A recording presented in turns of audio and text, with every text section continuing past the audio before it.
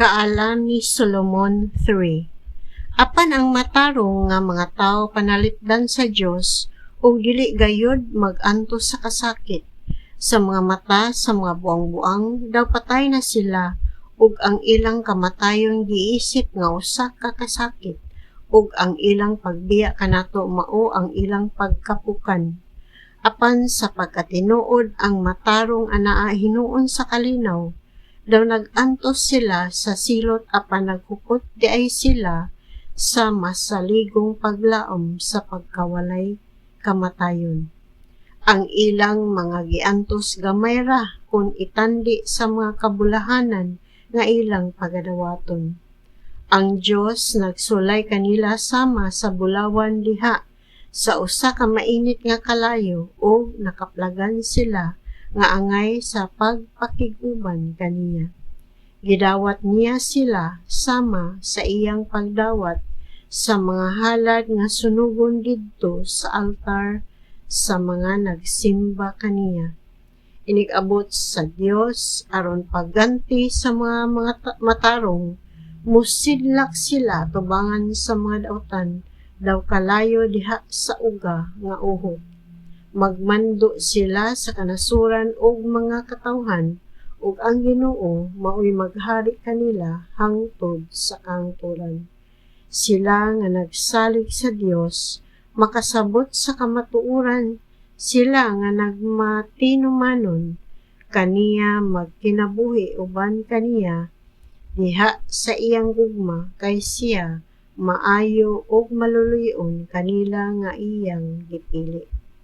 Apan ang mga wala moila sa Dios makadawat sa silot nga angay sa ilang dautan nga mga hunahuna tungod kay nakigbatok man sila sa Ginoo ug wala magtagad sa unsay matarong.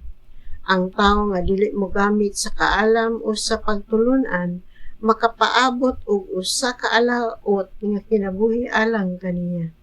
Wala siya'y butang nga angay kalauman, wala siya'y maani sa iyang pagbudlay ug walay kapuslanan ang iyang gipangbuhat.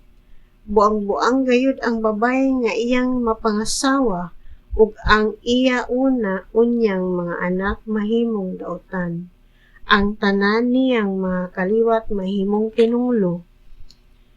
Sa adlaw sa paghukom sa Dios, maganti sa babae nga wala gayud makapanganak basta dili siya sad-an sa pagpanapaw. Unya magmalipayon siya. Niadtong adlaw bisan ang lalaki nga gikapon gantihan sa kalipay kung nagtamod siya sa balaod ug wala siya magtipig o kayubos batok sa Ginoo. Tungod kay siya matinumanon man, makadawat siya og linain nga ganti nga mas bililhon pa kay sa pagbaton og mga anak usa kadapit didto sa langitnong templo. Ang matarong nga mga buhat sama sa usa ka kahoy nga naghatag og katingalahang bunga.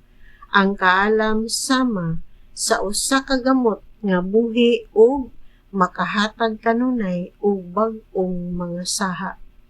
Apan ang mga bata nga mataw gikan sa pagpanapaw o sa usa ka gidili nga panaghiusa sayo nga mamatay.